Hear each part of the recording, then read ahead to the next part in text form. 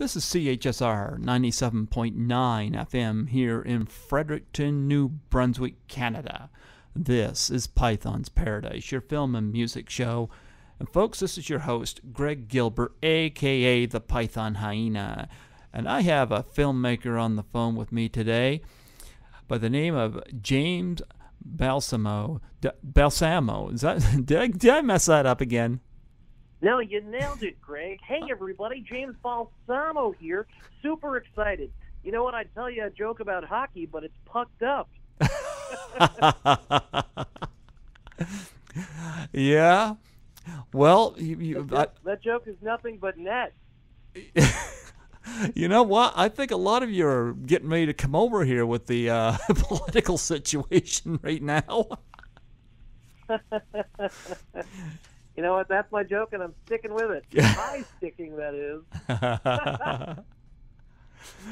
You know, I was not familiar with you until about last April when I was getting ready to interview. I'm going to probably mess this woman's name up, too. Is it Genevieve? Mm-hmm. Yeah, Genevieve Rossi. I was connected with her through somebody else. Somebody asked me if I'd do an interview with her, and I wasn't sure who she was. And so I looked her up and took a bunch of notes, had a great interview with her. But I kept seeing your name all over her films, and I was like, okay, there's a connection here, a common ground. So, I mean, your name came up during her interview, but afterwards I was like checking your reel out and checking some of your films out and whatnot, and I was like, you know, I'm going to schedule this guy, and here you are. Here we are. Well, I'm glad to be here. Thanks, Internet. Isn't that crazy? Don't we live in such a crazy futuristic time where you could see that I've directed over 8 feature films just by clicking a button? Such films as Bite School or Hack Job, I Spill Your Guts, Cool as Hell 2, which I am currently wrapping now. Catch of the Day. Litch. Catch of the Day. It's a buddy cop comedy with mutant fish people. If you haven't heard of these films, people, go to AfterBathProductions.com and check them out. What are you waiting for? Yes. Yeah, and you're kind of like I've been reviewing movies since 1996, but I didn't start here until 2005. But the podcast here, I didn't start doing until 2015. I ended up landing an interview with, just by chance, with Tommy Wiseau of The Room. That's awesome. Yeah, and after that, it's just like, who else can I chat with? And this still hasn't sunk into me. I mean, I won a Barry Award last year for my show, and 2 years ago I did 20 interviews. Last year I did 48. This year I've done over 100, and we're only in September. Wow. So I'm. Did you see the trailer for The Disaster Artist? Speaking of Tommy Wiseau. Yeah, I have, and it's the film I want to see this fall. In fact, I'm in talks of getting Greg Cicero on here. Oh, nice. Yes, so I've been in talks with his manager, so right around that time when that movie comes out, I'm hoping to get him on here. We could talk about how he's best friends with Tommy. Yeah. He's glad to have him as his best friend. Right. Do you realize if James Franco gets nominated for an Oscar for that performance, what that would do for Tommy? Oh, yeah. Yes. Like, it's just amazing. And I love seeing these small filmmakers end up catching a life. Like Tommy Wiseau, for all the criticism and all the times he's been made fun of, the difference between a movie like The Room, which is really bad, but the difference between that and some shit like Gigli or Pearl Harbor is that you can go, you can enjoy The Room because it's so bad. Whereas, you know, you'd like to take Pearl Harbor and Gigli and light them on fire in the backyard somewhere. Right. You know?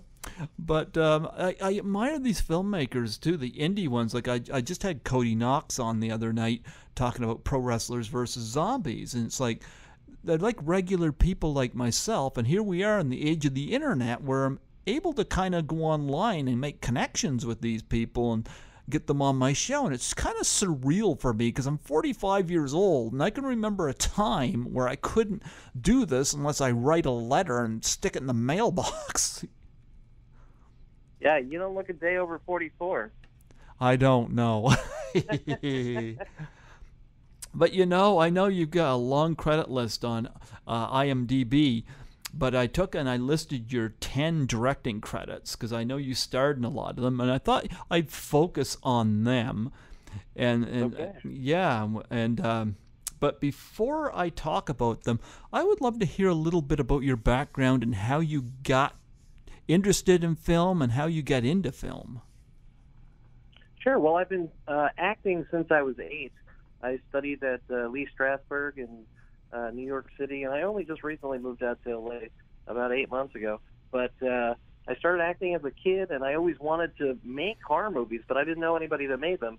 So I went to film school. I learned how to make my own damn movie, and my first film had the late Oderus Urungus from Guar in it, Dave Baraki, Lloyd Kaufman, Lynn Lowry, Debbie Rochon, and that movie was called Hack Job, and that got picked up for worldwide distribution about 7 years ago, and it played all over the U.S. and Canada on demand on television. And here I am. I've been making feature films ever since. I just finished my 8th directorial stamp. So here we are, doing this amazing interview. Yes. From acting to film school to directing, producing, and special effects, and starring in B movies that sell all over the world with worldwide distribution. So here we are. How did it feel when you got Hack Job done? That was your first. How did it feel when you had that completed? Well, that movie actually took me 7 years to finish. I had started it when I was like 19. And I don't think it came out until I was 26. If that math is correct. And I was blown away. You know what I mean? It was everything that I had worked for, and there it was on a DVD shelf. It's such a weird, like you said, surreal. It's a surreal moment, but it's strange because I had created the box and done the box design, and then it was almost like I had just put it on the shelf myself. But I didn't. It had to go through a distributor and all through these things just so it could sit on a shelf for other people to buy when I could have just walked in the store and put it down myself. So it's a real, it's kind of like a fence when you think about it. Like, oh, there's only like these little chain links keeping me out from the other side. Like, the fence is thin. That's the way the industry is. Like, if you want to get on the other side, you can do it. That's why I always tell young filmmakers that reach out to me, like, hey, I did it. You could do it too. Well, yeah, I noticed you said art covers. You do the cartoon artwork on every one of them, right? Most of them, yeah. It looks good. Thanks. You're welcome. Yeah, I just design it. I don't actually do the art like Jeff Zorno, who does the comic book Godzilla, currently did a lot of them, and Alejandro Pyromalis, he's a guy from Greece, and Bob East colors them. So I commission these art. I draw like the worst doodle, and somehow they take my design and make it good. Well, yeah, Hack Job, you worked with Debbie Rochon, and of course you worked with her in a few films. How did you come to meet her? I actually met Debbie while I was working at Troma, like about over a decade ago, and Debbie and I are still good friends. She's in my new movie Cool as Hell 2, which is coming out this October. It's got Phil Balsamo from Pantera in it, and the band Twisted, and Brian Johnson, who directed Vulgar, and Ming Chen from AMC's Comic Book Men. And that's just the short end of it. There's a lot more cameos in that movie. Cool as Hell 2. Yes. Well, after Hack Job, your next film was I Spill Your Guts. That's right. And that one, of course, took you a little further. Now, talk about the process of going from Hack Job to I Spill Your Guts. Okay, I love this story because Hack Job came out with worldwide distribution, and it was my first film, and pirate sites picked up the movie and were putting it alongside Hollywood movies that came out. And so when Hackjob came out, people hated it, but they didn't just hate the movie, they hated me as a first-time director. They were like, this guy, James Balsamo, should never pick up a camera ever again. Like, he is the worst. Don't ever let him make a movie again. I hate this guy.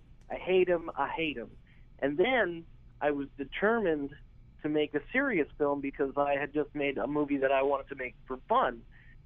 But it came out so big, everybody looked at me like a real jerk. So I made I Spill Your Guts as my serious vendetta to cinema, and I shot and directed that movie. I held the camera myself. I was the DP, and I made a serious slasher film. And then the internet changed its mind. They were like, "Oh, this guy can make a movie. It's a fun slasher film. It's got a great title. It's got awesome boobs in it. Andrew WK gets his head cut in half in it. And this guy's all right. We like James Balsamo." And after that, I just, kept cranking him out, and here we are. Yes. And then, of course, you did Cool as Ice, the original Cool as Ice. And what's Cool that? Ice is the Vanilla Ice movie. Oh, no, excuse me. I got this wrong. Cool as Hell. Why do I have Cool as Ice written down here? Yeah, that's Cheap. the Vanilla Ice movie. Oh, my goodness. Yeah, I know it's Cool as Hell. What was I thinking? Oh, my, I hope I wasn't thinking about that movie. Oh, yeah. I'm like, yes, Tom Savini and Cool as Ice. I'm sure he would love that. Yeah. But Cool as Hell, you did that, and you managed to get some names in that. You got Tom Savini. You got David Naughton from American Werewolf in London. And how were you able to get them in your movie? Usually I just kidnap a loved one or hold somebody they hold dear hostage until they're in one of my cheesy movies. But for me, getting Tom Savini was like the ultimate achievement as as a filmmaker and a horror movie enthusiast, not to mention a makeup artist. Like, Tom Savini was hands down my inspiration growing up. I had met him at horror conventions as a kid, and and it's great to sign autographs across the country next to Tom Savini now. You know what I mean? So it's a crazy thing, going to the circus as a kid and being part of it. And I love it. I love every minute of it. I got a couple questions about Tom Savini here. Number one, what was it like as a kid when you first met him? And number two, has he ever made you a victim of his elastic wars? Yeah, no, no to that second question, but it was amazing working with Tom and meeting him for the first time. As a kid, I was outgoing, but I kind of just didn't really know what to say. Like, meeting a legend, it's like, oh man, I've seen all your movies. It's just like he was so willing to talk to me as a kid, and it was just so nice. And it's crazy that we're still friends now. You know what I mean? Yeah. So. Did you have a favorite of the movies he did makeup job on? Oh, The Prowler, hands down, is my favorite Gore Savini flick. Why The Prowler? Well, there's a great scene. Spoiler alert, if you haven't seen it, there's a shotgun blast to the face at the end where he uses live ammo. But he talks about using shrimp to the brains. And it's just like, what a great what a great scene that is, like the splatter effect in that. That's what I like. I like splatter films. It kind of reminds me of his death scene in Maniac. Yeah, it was like that same effect. But with Maniac, you don't see it as great because of the windshield, but it's still a great effect. Yeah. So Savini, how did you approach him to get him in your movie? Like I said, I've known Tom for a long time, and I was like, "Hey, Tom, I'm doing this new movie," and he was like, "I'm in." Wow. So, Yeah. and did he do the makeup job in Cool as Hell as well? No, he just had a cameo in it. I did most of the makeup for that, and Steve Siegelbaum and from Gut Run Effects and Church Haley did some of the extra zombies and some little stuff. Okay. So, and you worked with David Naughton in it from American Werewolf in London. Now, how did you get him in this movie? You know what? I drank a lot of Dr. Pepper, and I won a tab. No, I'm kidding. David Naughton's the Dr. Pepper kid also. I didn't know that. I wasn't aware of that. It's like, yeah, he did this commercial when he was a kid. It was like a Dr. Pepper commercial. Was he? But yeah, anyway, same thing. You know what I mean? I met David Naughton at a horror convention, and I was like, "Hey, would you want to be in my movie, Cool as Hell?" And he was like, "Yeah, I'm in." Was he still talking to the walking meatloaf? Yeah. You know, a couple years. No, actually, it would have been last year. American Werewolf in London would have been 35 years old. I had a couple people from The Howling on my show here. I haven't been able to get anybody from American Werewolf in London. That's been tricky. But David Naughton, I actually tried to find him, but not an easy guy to find. Neither is Jenny Agata. That's another one that was. Although I had, Oh, yeah. yeah. But anyway, David Naughton, you met at a horror convention. So I take it you go to a lot of those. Yeah, I'm actually going to be, well, I don't know when this is going to air, but I'll be at Cult Classics in Texas at the end of the month, September 29th to October 1st, I believe. And then I'll be at Rock and Shock in Boston. And then I started teaching how to act in horror movie classes. And I'll be doing a class in North Carolina October 28th. That's a one-day class. So check out Bass Productions for any live appearance that I'm going to be at. That's where you can find me. Okay. Also, of course, as we've already mentioned, Genevieve Rossi was in. I hope I'm saying her name right. She was in Cool as Hell, and I think that might have been the first film you had her in, and you had her in a lot of films. Tell me about working with her. Oh, she's great. We actually met on set of another movie that I acted in, directed by Jen Valdez, called Jacko Slasher, and it's about Satanists that rise a demon pumpkin to bring a blood offering to Satan. And I play a character that I play in a lot of movies, an arrogant jerk that bangs a lot of broads and then gets killed. And so Genevieve Rossi was giving me a blowjob in a cornfield, and that's how we met. And we've been friends ever since. I know it's a corny introduction, but eternal truth. Well, she mentioned working on Jacko Slasher, and she mentioned working with you, and you've had her in a lot of your movies. Now, out of the movies you had her in, what was your favorite role that you put her in? Oh, well, she's in my second film, I Spill Your Guts, and she has a ghost sex scene where she's a ghost. Oh, she was in I Spill Your Guts. I didn't know that. Oh, yeah. Okay. Yeah, she's in all of my movies except for my first film, Hack Job, because we met after I'd already finished that on Jacko Slasher. So, but yeah, we've been friends a long time. After that, you did. I like this title, Trash-tastic. That's actually not my movie. It's from an English filmmaker named Nick Vox, and it's a collection of horror movie trailers. And so, I lent some of my trailers to Nick's film, Nick's a great guy. I played another English actor in one of his other films called Rupert Wanker. You know, It's weird. On IMDb, this is listed as one of the films you directed. I guess they got something wrong. well, in theory, I directed the trailers that are in the movie, so Oh, okay. it's like a collection of directors. So Oh, okay. technically, I directed part of that movie.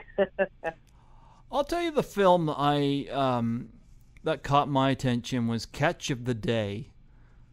Now, this movie caught my attention because, I mean, you got a lot of interesting cameos in this movie. And I'm going to talk about, of course, you get Debbie Rochon back in this. What kind of role does she play in this?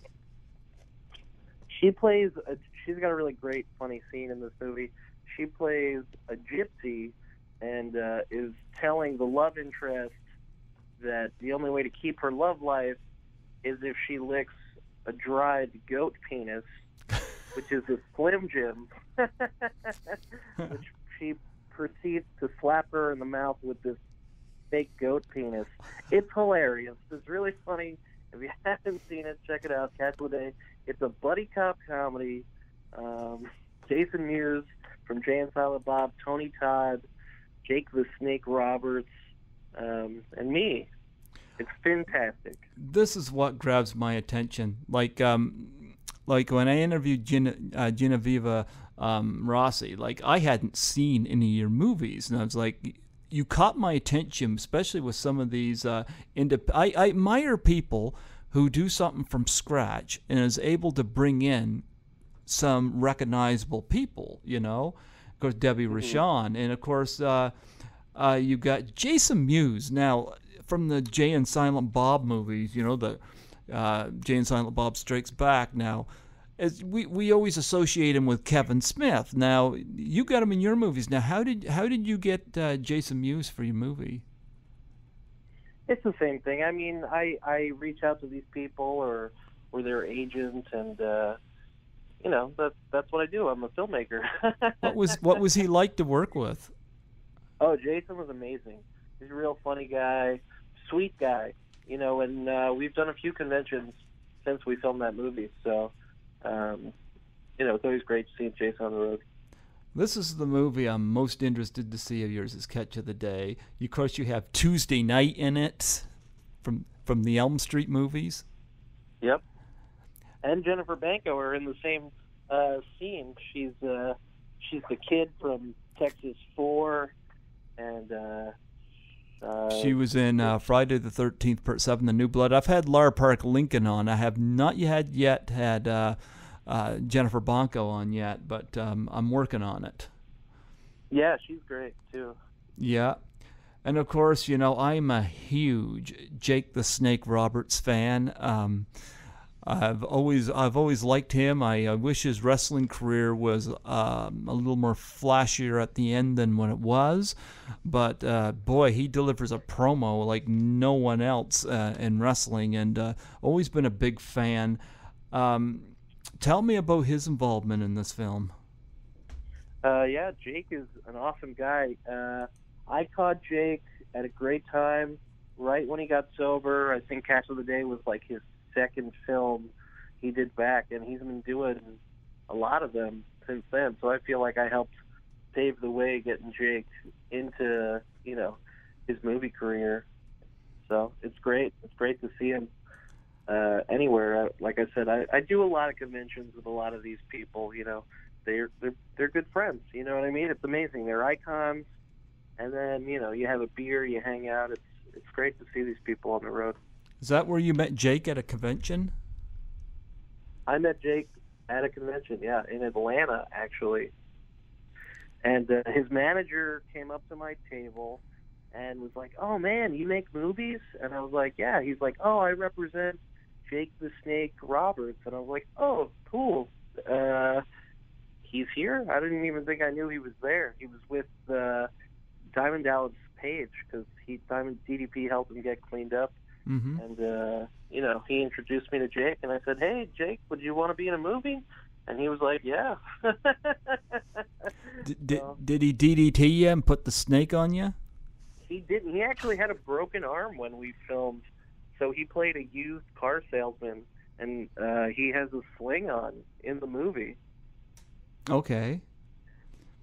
So how big's his part in the movie?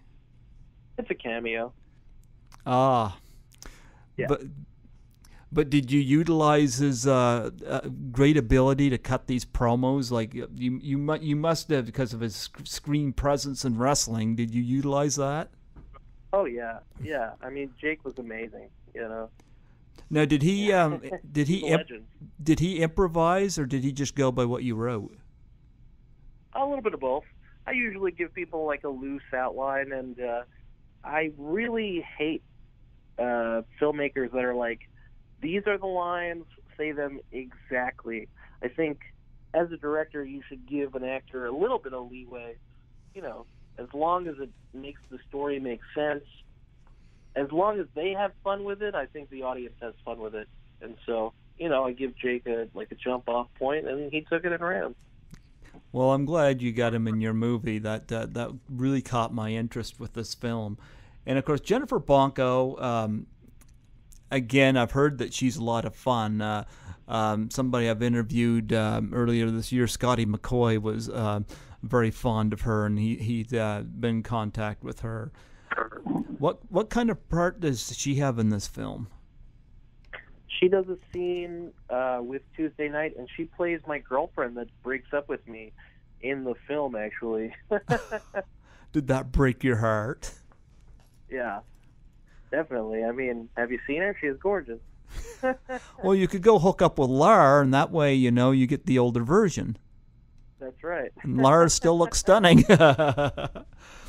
But it's interesting because you got John Carl Batchelor in this as well, and he directed Friday Part 7, The New Blood. That's right. Actually, in the film, I think is one of my greatest achievements. I have Jimmy Duvall from Independence Day, okay, John Beekler, and Kevin Van Hendrick from Basket Case, all in the same scene with me. Wow. So you have these three legends and me in Catch of the Day, all together in a scene. They play these detectives, and they're kind of busting my balls because I'm kind of like, a goofy detective.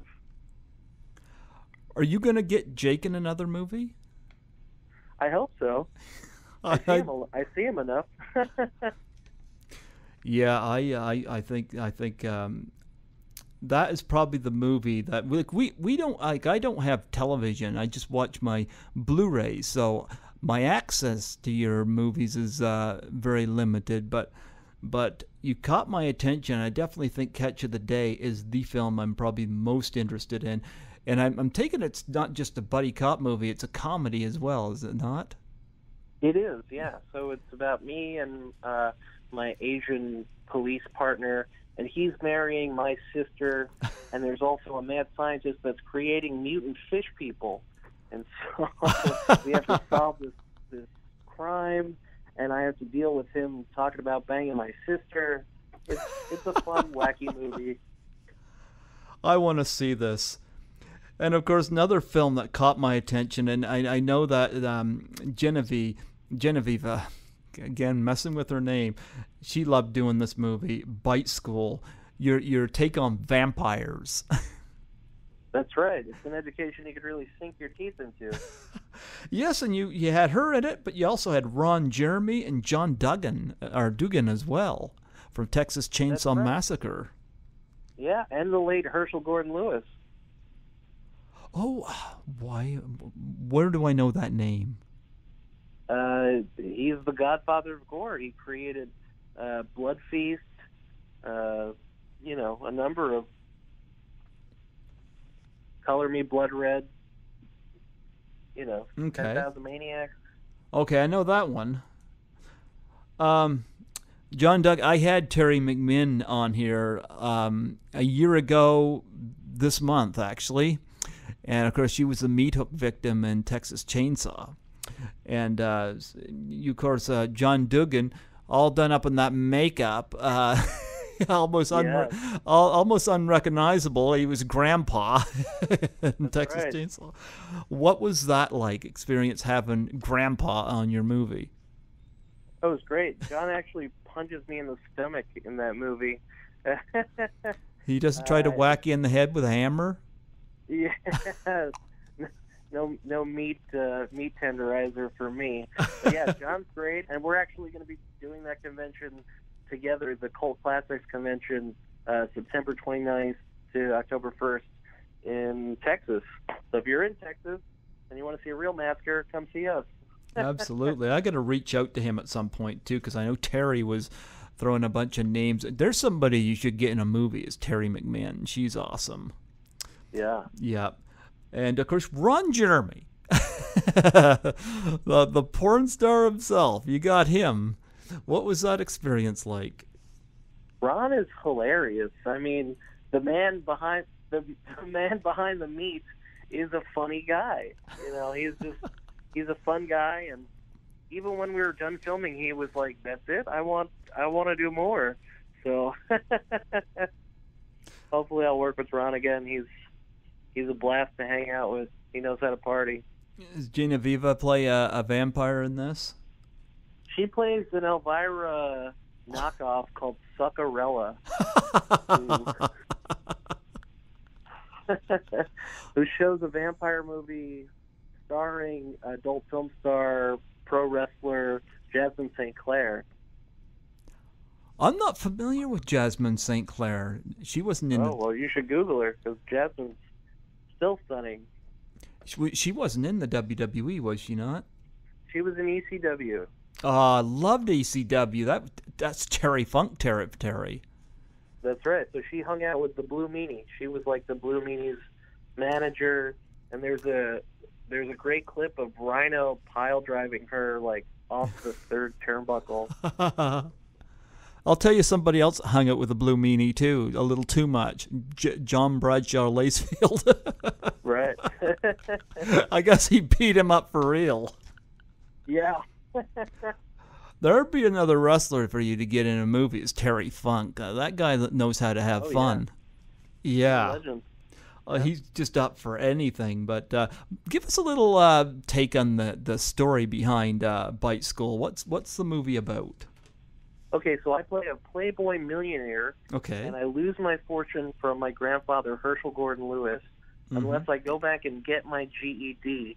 And amongst the chaos, I fall in love with a vampire princess, and the lesbian mafia's after me. Where do you come up with this? I don't know. I should really stop telling vampire jokes. They're so draining.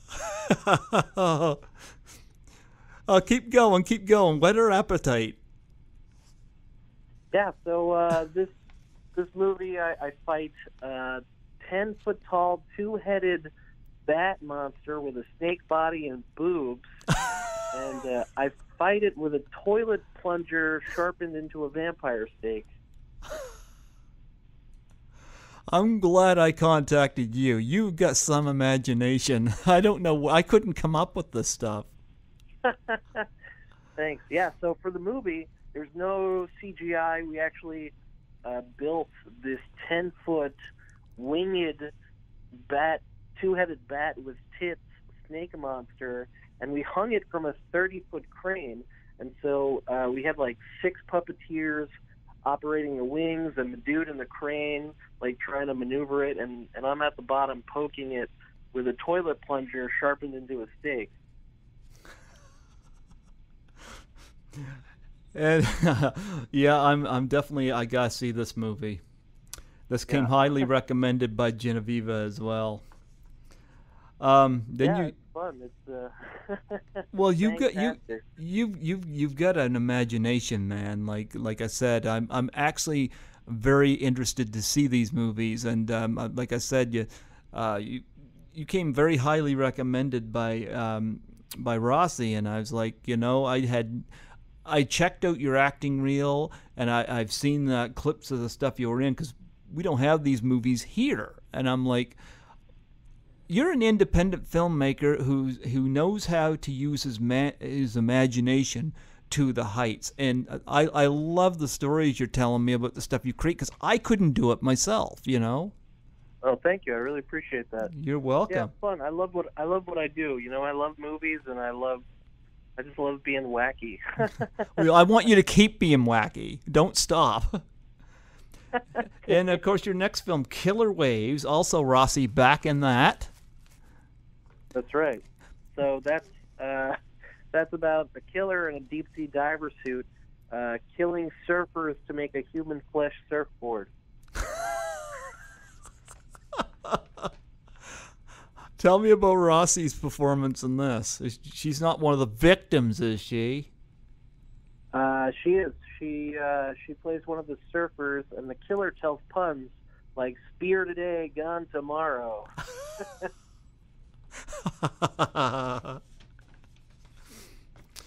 And that one also has Phil Balsamo from Pantera in it, and Robert Millay from The Strain, who's also a professional wrestler, as you know, for some time. Okay. And then your one after that, 60 Seconds to Die. Only 60 seconds? Yeah, so that's another one like Trash-tastic, where I directed a short film in that, and it's a collection of different filmmakers. Kind of like a Grindhouse thing, like... Yeah. Yeah, okay. Exactly. All right. And then now Cool as Hell 2. What made you want to do a sequel to Cool as Hell? You know, out of all the movies that I've done, that's one of the movies that the fans really love. I mean, there's like a wise-cracking demon and a talking snot pile named Bugar. And, Look out, Steven Spielberg. that's right. You know what? I'm more excited for these films than the stuff Michael Bay comes out with, you know? Thanks. I really appreciate that. No, seriously, like, you've got an imagination, and a lot of people would panic if they don't have millions of dollars to make a movie. And you take your imagination, you make this work. Now, how do you make a talking pile of snot? Well, actually, Bugar is something that I sculpted and I puppet myself in movies. So it's a one-eyed cyclops pile of snot. It's made out of liquid latex. And, you know, it's airbrushed, and the eyeball inside is loose, so I can move it side to side so it actually looks around on set. Does he accompany you at conventions? He does. We actually sell Bugar plush dolls and little plastic Bugar action figures. Oh, wow. Okay. Yeah. Now, Cool as... So, like, what'd you say? Cool as Hell, you don't have Tom Savini back, huh? No, we don't have Tom back, but we do have a lot of new, exciting people, like the wrestler Nikolai Volkov. Oh, Nikolai Volkov's in this? Uh-huh. Oh, did he sing the Russian anthem? He does not, but he does tell some Russian jokes that are pretty hilarious. Now, is this going to lead to you working with the Iron Sheik? I hope so. I like the Iron Sheik, man. You ever hear him on the Howard Stern show? I was going to say he's hilarious on the Howard Stern show. It brought him a whole new fan base too, you know, because yeah, and I gotta say, love. It's too bad Rowdy Piper's gone, because I wouldn't mind have seen you worked with him. Yeah, actually, we had a reference for Roddy in Bite School. It was a shame we had filmed it before he had passed, because I had done a few shows with Roddy. And so in Bite School I say, I've come to smoke weed and kill vampires, and I'm all out of weed. Oh, wow, that is awesome. I can tell you one thing, though. I believe his daughter Ariel, I think, is trying to get into acting. Maybe you could reach out to her, maybe. Oh, yeah. Yeah, I had her and Colt both on my show back in May to do a tribute to Roddy, and I felt so sad when he passed away, because wrestling today I don't think is nearly as good as what it was back in the 80s. Oh, yeah. And I mean, he did so many great movies like They Live and Hell Comes to Frogtown. Yep. And Pro Wrestlers vs. Zombies. Right. Yep. So Nikolai Volkov, I didn't know he was in this. Now, he doesn't act all. I know he was in. I mean, Cyndi Lauper had a bunch of wrestlers in the Goonies video, but what was it like getting Volkov in this? Was this at a convention? How did you come to get him? Yeah, I think I had done a show with him in Maryland, and I said, I love your work. Would you want to be in a film? And he jumped at it. He said, hell yeah, I want to be in it. And he gave me a stiff bop on the head in the scene. So he's great to work with. Another guy too. I don't know if you could get him, but I think he's one of the all-time greats. Is Bruno Sammartino. Oh yeah. Yeah, I like Bruno. Of course, you had I'm not even sure if I can pronounce this woman's first name. Linnea. Linnea Quigley? Yeah. Yeah, Linnea is a Scream Queen legend. I knew that. I just didn't know how to pronounce her name. Oh, okay. Yeah. Now, Linnea and I have done a lot of shows together, and she's in Cool as Hell too. And she sells badger spray. It's the spray that keeps badgers away. Well, the badger, they say they're one of the animals, especially in the honey badger in Africa. They say the honey badger is fearless. They'll take a kill away from the lion. Yeah, they don't care, those honey badgers. Well, I've heard reports that some people would rather deal with a lion than a honey badger. Yeah, they're vicious. Yeah. So how did you go about bringing her into the movie? Was this at a convention as well? This was also at a convention. Yeah. Yeah. I haven't reached out to her yet, but she's definitely on my list because I know she's very popular in the horror film world, and a lot of people in horror films are very accessible, and I love that, Oh yeah, Linnea is so sweet, and she loves what she does. So, and she gets it. You know what I mean? I mean, she's in Nightmare Sisters, one of the greatest movies made. Well, I filmed that movie in 3 days. It says at the end of the movie, this movie was filmed over a weekend. Well, you got a movie coming out very soon, and I don't know how much you can talk about, but say what you can. The Litch. Yeah. So the Litch is about an undead zombie wizard who's trying to get his crystal back from these 3 witches, and it's got Tom Sizemore in it, Elizabeth Daly. She's the voice of Tommy Pickles and Buttercup from the Powerpuff Girls, and me. I mean, what's better than that? Oh, also Dick Warlock, who played Michael Myers in Halloween 2. I had Dick Warlock on here a year ago, November. Oh, nice. Yeah. Isn't he a great guy? I like him. Yeah, I had him on. It was interesting because I had him on, and February of last year I had Ted White on, who played, in my opinion, my favorite Jason, the Friday the 13th. I've done a few shows with Ted. Yeah, he's a great guy. But I did a Skype interview with Dick Warlock, and I've only done a handful of those, but on Skype. I'm just getting used to it, but. Yeah, Dick Warlock was great. I got that interview is up on my YouTube channel if you ever get a chance to check those out. And nice. I thought he was great, and we're celebrating the 35th anniversary of Halloween too. And Dick Warlock, he does a lot, especially with fire. So what was he doing in your film? What was his role? He does a Tom Selleck spoof where he plays a detective called Double Dick Warlock. He was up for that?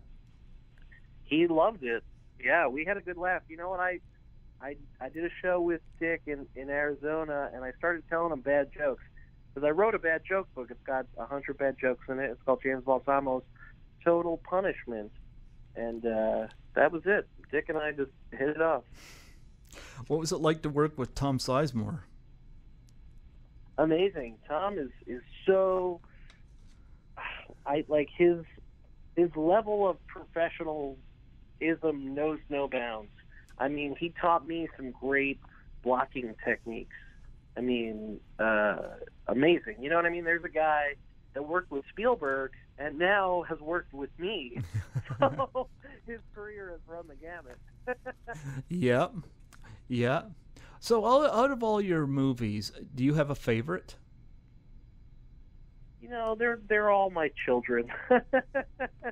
They're all my children now. So it's hard to pick one. Each movie has like different moments that I love, and when you're making them, it's the greatest thing, and the next one is the greatest thing, or you know, the most disastrous thing. But they're all fun. You know. So I couldn't pick one. I'd say watch them all. Take a long weekend. well, I was looking at your Facebook, and I know there's a picture of you with PJ Souls. Now, she's somebody I'd love to get on here. Are you ever going to, you go, babe, to work with her? I hope so. PJ and I are good friends, and like I said, we've done a lot of shows together, and she's a great hugger. She gives such good hugs. It's always, every time I see PJ, she's like, James!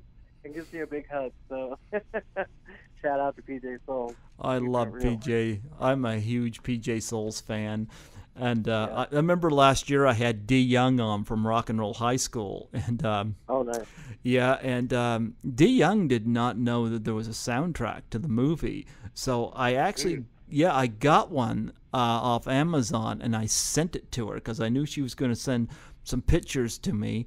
So I sent her an envelope to send them, and I sent her the soundtrack because I said, because D. Young also does sculptures, you know, when she's not acting. So I said, when you do your sculptures, you get to listen to PJ Souls sing Rock and Roll High School, and she loved that. That's awesome. Yeah. But yeah, I'm a big PJ Souls fan. Been a fan of hers for for a very long time. I can't even remember. That goes way back. But out of all your films, what was the most difficult one to make? Probably Killer Waves, the last film I did, because I was living in New York and I came out to film it for 2 weeks. I came out to film principal photography, and I had cast the movie across the country, and so a lot of these LA people are very flaky. So after like 2 days of filming, some of the actresses that I won't name flaked out of the film. But, you know, they were already under contract, and I already had the footage. So I had to go and reshoot a lot of the stuff to cover the footage that I had, you know. So the film is fantastic. I think it's one of my best to date, but it was a nightmare getting it done. It took me literally over a year. It's one of the longest films that took me to finish since I've been making films after Hack Job, because Hack Job took me 7. So that's why. So, do you have any projects? We talked about the Litch, but do you have any projects in mind that you're going to do? And do you have any ideas of people that you're going to work with or would like to work with that you think you can get? Oh yeah, there's so many people I'd love to work with that I haven't worked with yet, and I do have a few other films that are on the burner, but nothing is officially announced yet. But yeah, I mean, Sybil Danning, you know, we were hanging out at a fundraiser a few weeks ago, so who knows? She might pop up at something soon. Who else is on your radar? You know, there's a lot of guys. Rob Van Dam is probably one of my favorite pro wrestlers who I'd love to get, and Robert Englund, of course, and Kane Hodder. So I've had a number of the Friday the 13th people on my show, and because I grew up with those movies, you know. I remember after Tommy Wiseau, the first person, two people I wanted to interview, because I wanted after time, it's like, who else can I get? And I wanted to go after, at that time, some of the women I had crushes on growing up. And one of them was Lisa Langlois, who I've had on here twice, and the other was Adrienne King from Friday the 13th. Oh, nice. Yeah. Ari Luna, the first Jason's in Bicycle. Oh, yeah? Uh-huh. Oh, I did not know that. Oh, yeah. Yeah, there's a ton of cameos in Bicycle. Does he jump over a lake?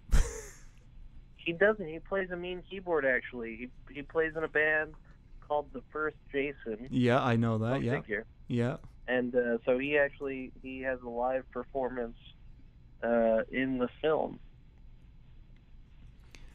Okay.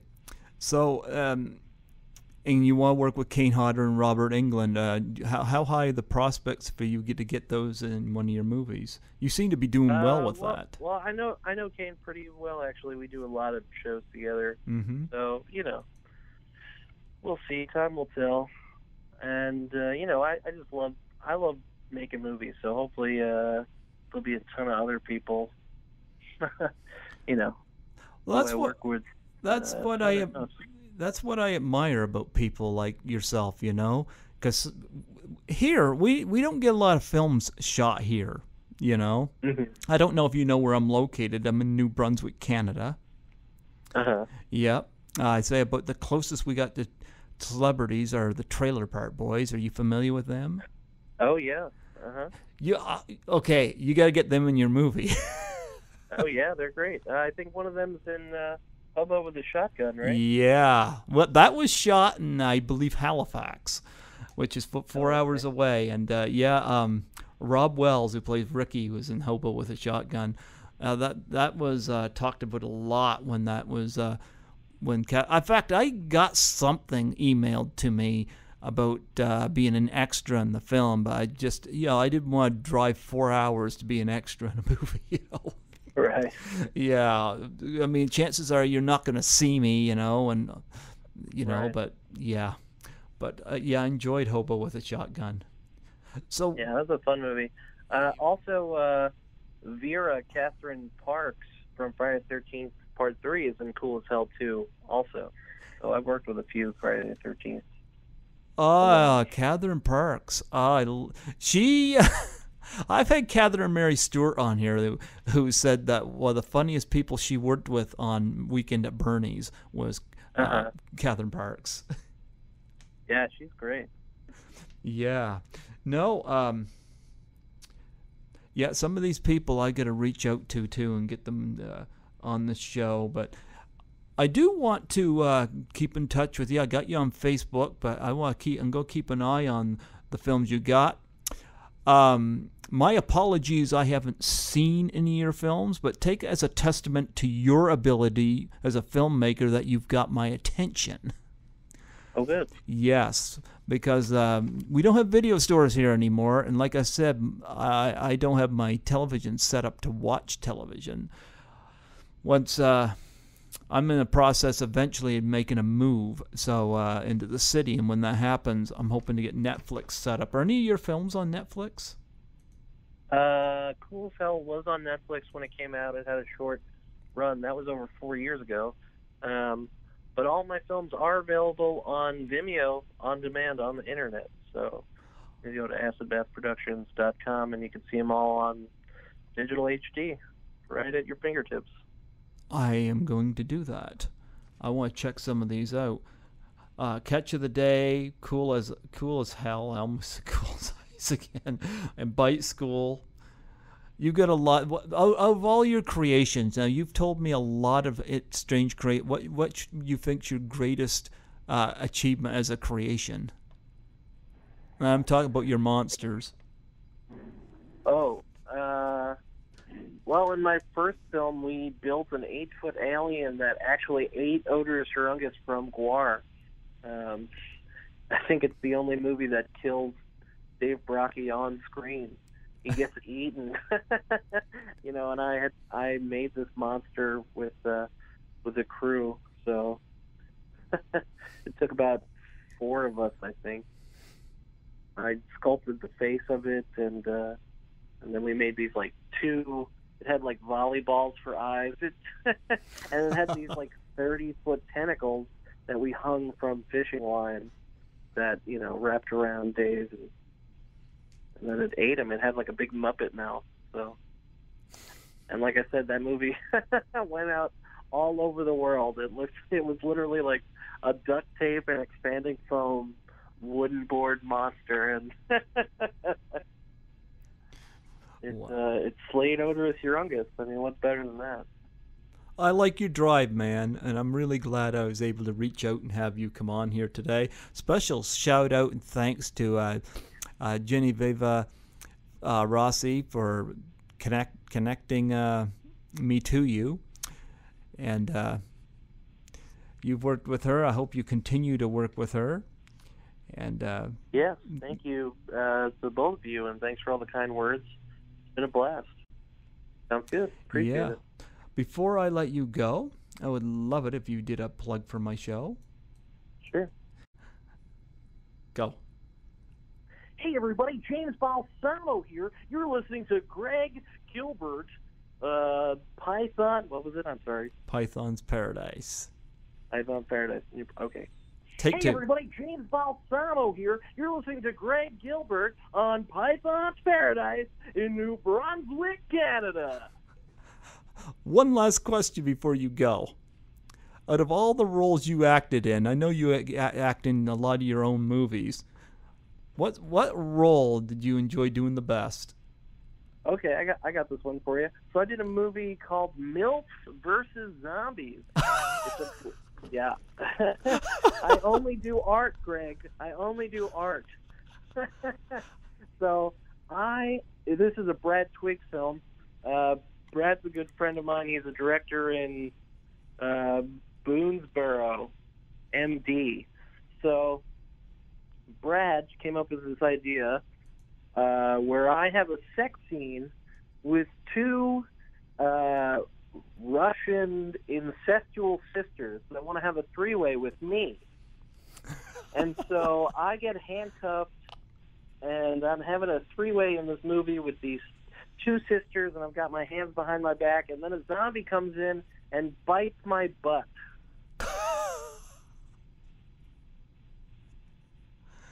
That couldn't have been as fun as the blowjob in the cornfield by Genevieve. Yeah. So funny story. We had to do a pickup at a scene at a convention in a hotel. So I am in these heart-shaped boxers, handcuffed, and in zombie makeup, and I'm supposed to come out of an elevator. The elevator accidentally goes downstairs and fills with people.